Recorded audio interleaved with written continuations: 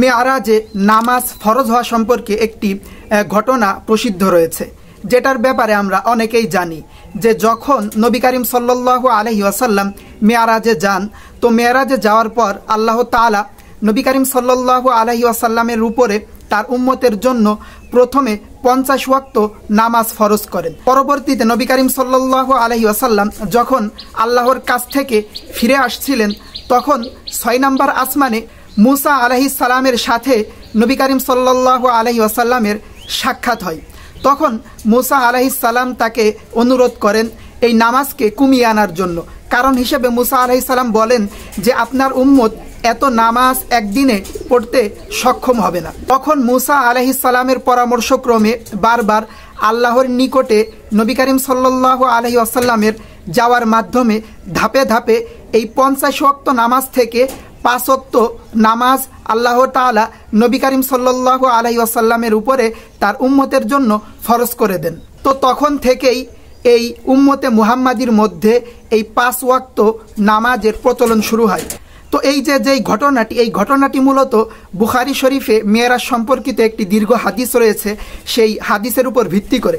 কারণ সেই হাদিসে এই ধরনের একটি ঘটনা বর্ণিত হয়েছে। এটা হলো বুখারী শরীফের 3207 নম্বর হাদিস। তো এই মেয়ারাজে নামাজ ফরজ হওয়ার এই ঘটনাকে কেন্দ্র করে এর উপরে কিছু প্রশ্ন উত্থাপন করা হয়।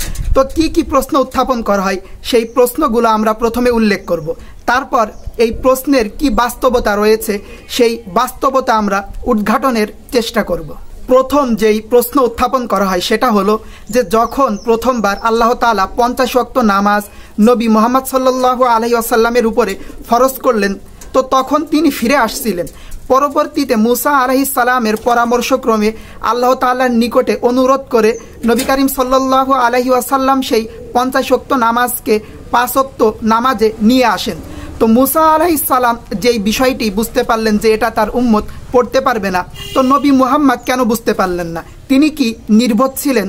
দ্বিতীয় যেই প্রশ্ন উত্থাপন করা হয়, আল্লাহ তাআলা সূরা আনআমের 73 নম্বর আয়াতে বলেন আলিমুল গায়বি ওয়াশ শাহাদা, অর্থাৎ আল্লাহ তাআলা তিনি উপস্থিত অনুপস্থিত সমস্ত কিছুই জানেন। অর্থাৎ তিনি ভবিষ্যৎও জানেন, অতীতও জানেন এবং বর্তমানে যেটা হচ্ছে সেটাও জানেন।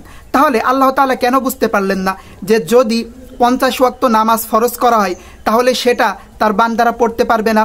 পরবর্তীতে মুসা আলাইহিস সালামের পরামর্শক্রমে নবী করিম সাল্লাল্লাহু আলাইহি ওয়াসাল্লামের অনুরোধে তিনি সেটাকে পরবর্তীতে কমিয়ে 5 ওয়াক্তে নিয়ে আসলেন। তার মানে কি আল্লাহ তাআলা বিষয়টি বুঝতে পারেননি? তো এই হাদিসটি যদি সত্য হয়ে থাকে তাহলে তো এই হাদিসটি মূলত কুরআন বিরোধী একটি হাদিস হয়ে যায়। আর আল্লাহ যদি জেনেই থাকেন তাহলে তিনি কেন প্রথমবার 50 ওয়াক্ত নামাজ ফরজ করলেন? তার কারণ কোনো একজন ব্যক্তি যদি দিনে 50 ওয়াক্ত নামাজ পড়তে যায় 24 ঘন্টা সময়ের মধ্যে, তাহলে তাকে প্রত্যেক 29 মিনিট অন্তর 1 ওয়াক্ত করে নামাজ পড়তে হবে। তো এটা তো সকলের জন্য একটি কঠিন বিষয়, সকলের প্রতি একটি জুলুম। তাহলে আল্লাহ যদি জেনেই থাকেন সমস্ত খবর, গায়েবের খবর, ভবিষ্যতের খবর, সমস্ত খবর, তাহলে তো আল্লাহ জালিম হিসেবে সাব্যস্ত হন।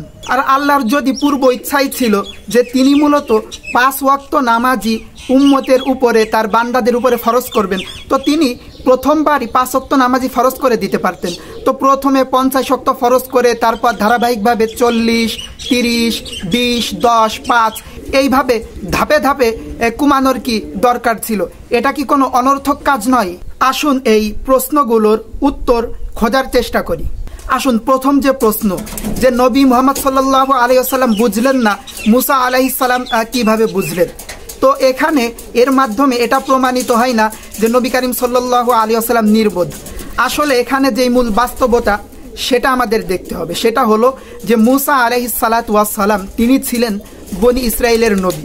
তো বনি ইসরাইলদের উপরে কখনো কখনো এমন কোনো বিধান আরোপ করা হয়েছে যেটা একটু কঠিন বা মান্য করা একটু কষ্টকর, তখন তারা সেটা মানতে চায়নি, তারা বিরোধিতা করেছে। মুসা আলাইহিস সালামের যেহেতু তার উম্মতদের মধ্যে দাওয়াতি কার্যক্রম করার অভিজ্ঞতা রয়েছে, পূর্ব অভিজ্ঞতা, এবং এই তার উম্মতরা কিভাবে কোন বিষয়টি গ্রহণ করেছে তারও বাস্তব অভিজ্ঞতা রয়েছে। তো সেই অভিজ্ঞতার ভিত্তিতে তিনি নবী করিম সাল্লাল্লাহু আলাইহি ওয়াসাল্লামকে বলেছিলেন যে আমার উম্মত যেহেতু কোনো কঠিন বিধান আসলে তারা সেটা মানতে অক্ষমতা প্রকাশ করেছে, অবাধ্যতা করেছে, হয়তো আপনার উম্মতও এমনটি করতে পারে। এই কারণে তিনি নবী করিম সাল্লাল্লাহু আলাইহি ওয়াসাল্লামকে বলেছিলেন যে আপনি আল্লাহ তাআলার নিকটে অনুরোধ করুন, আবেদন করুন যেন তিনি 50 ওয়াক্ত থেকে নামাজ কমিয়ে দেন সহজতার জন্য। তো এর মাধ্যমে এই বিষয়টি সাব্যস্ত হয় না যে নবী করিম সাল্লাল্লাহু আলাইহি ওয়াসাল্লাম নির্বোধ, তিনি বুঝতে পারেননি। বিষয়টি কখনোই এমন নয়। আসুন বিষয়টি আমরা একটি উদাহরণের মাধ্যমে বুঝতে চেষ্টা করি। যেমন ধরুন কোনো একজন শিক্ষক তিনি কোনো একটি স্কুলে নতুন জয়েন করলেন।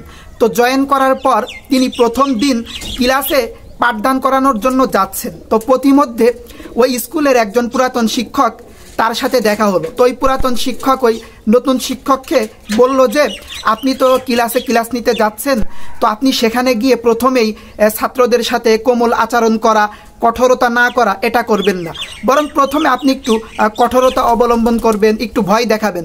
তা না হলে ক্লাসের ছাত্র এরা অনেক দুষ্টু, এরা পড়ায় মনোযোগী হবে না। তো এই যে পুরাতন শিক্ষক নতুন শিক্ষককে একটি পরামর্শ দিল, তো এর মাধ্যমে এটা সাব্যস্ত হয় না যে এই নতুন শিক্ষক সে একজন পাগল, অবুঝ বা নির্বোধ। তার কারণ হলো এই যে নতুন শিক্ষক সে ক্লাস নিতে যাচ্ছিল, তো এই পুরাতন শিক্ষক যদি তাকে পরামর্শ নাও দিত, তারপর ওই নতুন শিক্ষক 2-1 দিন ক্লাস নেওয়ার পর সে নিজেই বুঝতে পারত যে এই ছাত্রদের অবস্থা কি এবং সেই অবস্থা অনুযায়ী কি ব্যবস্থা নিতে হবে, কিভাবে তাদেরকে পাঠদান করতে হবে। দ্বিতীয় নাম্বার যে প্রশ্ন উত্থাপন করা হয় সেটা হলো এই যে 50 ওয়াক্ত নামাজ ফরজ করা, এর উপর ভিত্তি করে অনেকে আল্লাহ তাআলাকে জালিম সাব্যস্ত করতে চান যে কেন তিনি 50 ওয়াক্ত নামাজ ফরজ করলেন। কিন্তু এই ঘটনার প্রতি লক্ষ্য করলে আমরা বুঝতে পারি যে আল্লাহ তাআলার এখানে করুণাই প্রকাশ পেয়েছে, তার দয়া অনুগ্রহই বান্দাদের প্রতি প্রকাশিত হয়েছে। সেটা হলো যে প্রথমে তিনি 50 ওয়াক্ত নামাজ ফরজ করেছিলেন, পরবর্তীতে অনুরোধক্রমে ধাপে ধাপে তিনি 5 ওয়াক্তে নিয়ে আসেন। এটা মূলত বান্দাদের প্রতি আল্লাহ তাআলার করুণারই বহিঃপ্রকাশ। আর দ্বিতীয় আরেকটি ঘোষণা দিয়েছিলেন যেটা আমরা এই হাদিসের শেষের অংশেই দেখতে পারবো। বুখারী শরীফের যেই হাদিস আমি পূর্বে বলেছি নাম্বার সহ, আমার বান্দা তাদের এই নামাজ পড়ার মাধ্যমে যেই নেকি হবে, সওয়াব হবে, এই সওয়াবকে 10 গুণে বৃদ্ধি করে দেওয়া হবে। তো এটাও মূলত আল্লাহ তাআলার করুণা দয়ারই বহিঃপ্রকাশ। এর পূর্বেও আমরা এই মেরাজ সম্পর্কে 3টি ভিডিও আমরা তৈরি করেছি এবং এই চ্যানেলে সেটা দেওয়া আছে। এর পূর্বে আমরা মেরাজ সম্পর্কে আরও 3টি ভিডিও তৈরি করেছি। আমরা যদি কেউ সেই ভিডিওগুলো দেখে না থাকি, দেখতে চাই, তাহলে আমরা দেখে নিতে পারি। সেই ভিডিওগুলোর লিঙ্ক এই ভিডিওর ডিসক্রিপশন বক্স এবং পিন কমেন্টে দেওয়া থাকবে।